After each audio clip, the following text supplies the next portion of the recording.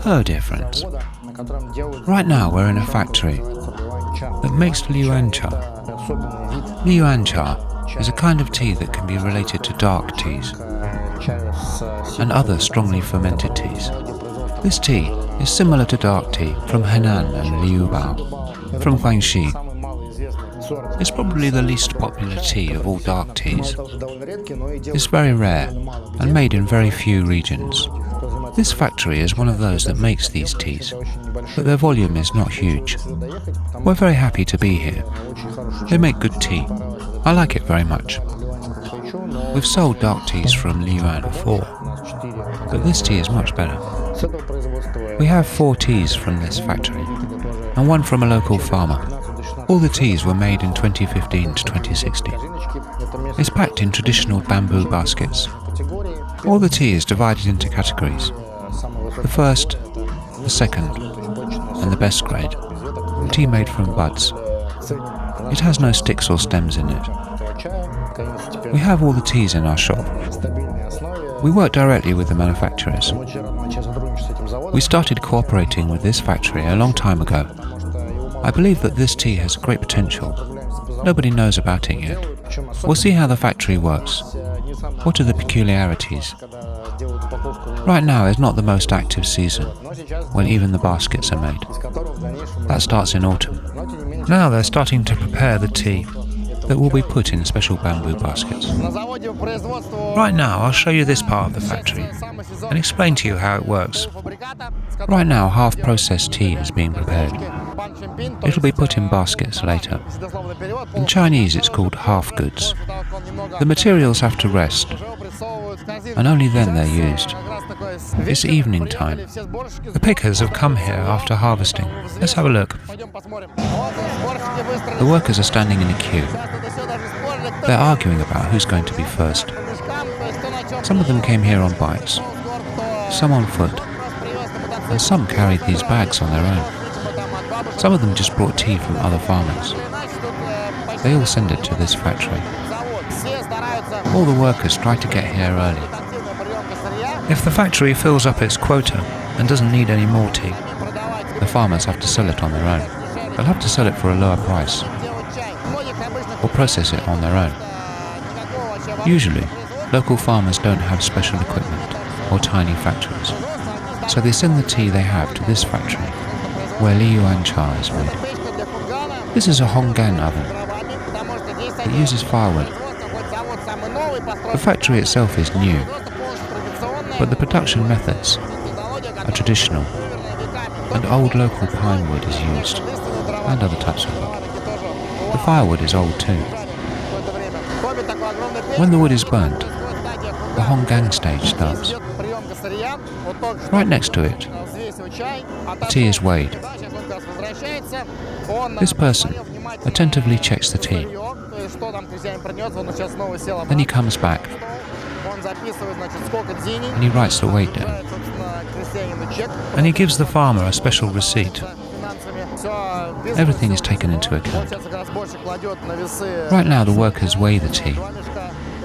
He has 2 bags. I think that it's the harvest of his whole family. 43 jin. And the price he gets. Actually, I feel uncomfortable saying how much he got. It's not much. They put the leaves into a special basket, and a special worker starts checking the leaves. There are no special requirements for Liuan Cha. Teas of the 2nd or 3rd grade include stems or sticks. The main thing is to have flushes in it, and have no rubbish, other leaves or dirt, and all the leaves have to be of a similar size. Anyway, the requirements in the control are not as tough as with other kinds of tea. With high-grade teas that are made before Qimen, the control is much more tough. Now it's much simpler.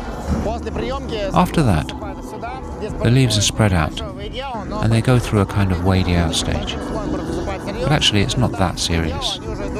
Soon the leaves will be fried. We've just seen a small conflict with the farmer. They were bargaining. They wanted to buy the tea for a lower price and showed that the farmer's leaves were of a lower grade. But there were flushes where leaves were previously picked. The workers of the factory weren't satisfied and they didn't want to buy it. But I think that was just for show, to show that they're interested in buying better leaves. As I've said, the requirements of Liuan Cha and dark teas in general are not as strict as for Mao Feng or Qimen red teas. Teas that need 2 leaves and 1 bud flushes. The flushes are long, and later flushes will become much longer. After a short resting period, the leaves are fried in special rollers that are heated on fire. They don't use electricity. After frying, the leaves are crushed. There are very typical Runian machines for crushing the leaves. But what I liked is that these Runian machines have wooden inserts. I asked the owner about this. He said that the taste is better when the tea has less contact with steel, to put it simply. The Runian stage of crushing lasts for about 20 or 30 minutes. This stage is the same for making red tea. After that, the leaves are spread out and they go through a Honggang stage, a final drying. But it's not actually final. The tea isn't 100% finished. They get half-processed tea that is then put into baskets. Special baskets are put under these machines. When the leaves are ready, they're put over here. These leaves are ready for further processing. The tea is put through this machine to break up the clumps and make the tea more even, and loaded into a Honggang machine that also uses a real fire. And then they get the half-processed tea. After that, the tea is put into huge bags and rests for some time. Then the tea is put into baskets. Right now, the tea isn't sorted and put into the baskets. The tea is not ready yet. Here they have special separating machines. The dust is thrown away. There's also 2 categories that are then put into baskets. Here the tea is sorted by hand. It's additionally checked and sorted. Sticks, stems and bad leaves are sorted out. Guangpian or yellow leaves are removed. By the way, I wanted to say You very often see tea lying on the ground, and many people worry about that.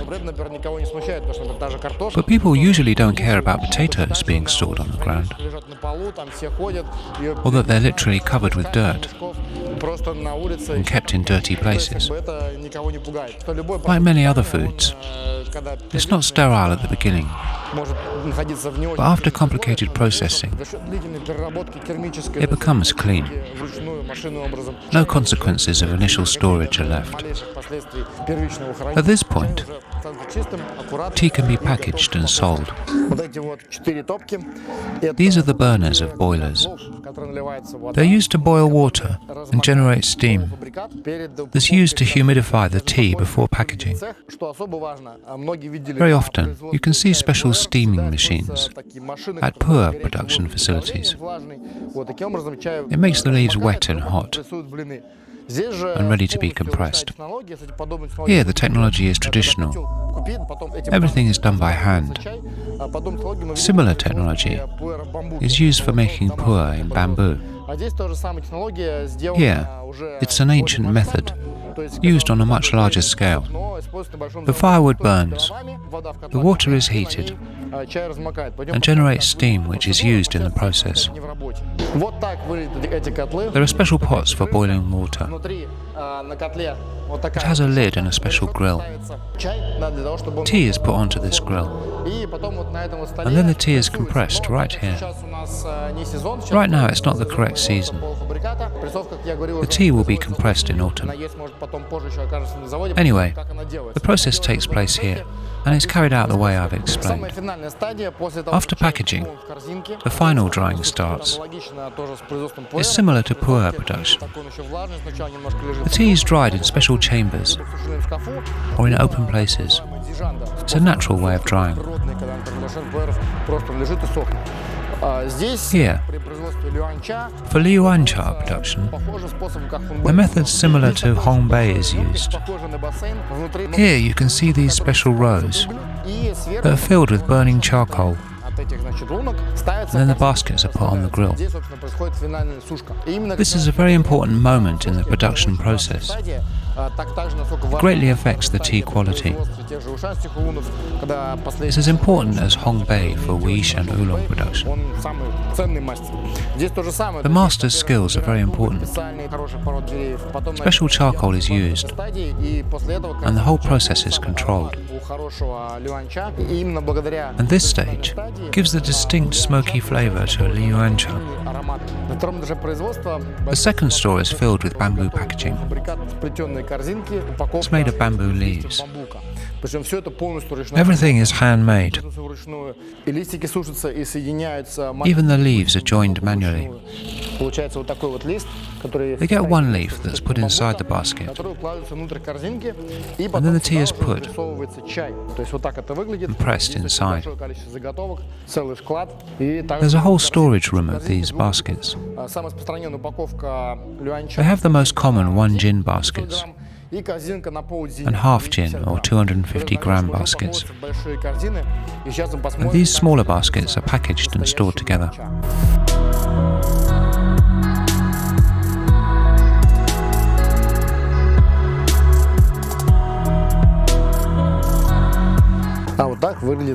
This is the factory's storage area. Small baskets are put into larger baskets that are fixed together. We can see the dates and grades written here. A couple of tons of tea are kept in here, but they don't have many different types of tea, only about 8. The factory's production volume is not huge. This tea is particularly popular in Guangzhou and Guangdong. They taste like this one here. They taste like the one made here. Similar tea is made in Guangxi. That's not far from there. Local tea is very different from tea that's made in Guangdong. But the storage methods are very similar to dry storage in Yunnan. It's dark here. There's no additional humidifying systems. The walls are very thick. It keeps this place cool in summer. There's a tiny window for ventilation. But still, They keep this place cool for proper storage and aging. The owner of the factory told us that he prefers dry storage tea to the one that's aged in Guangzhou. Their tea has a very raw taste, and I agree with him. His tea has a great taste. And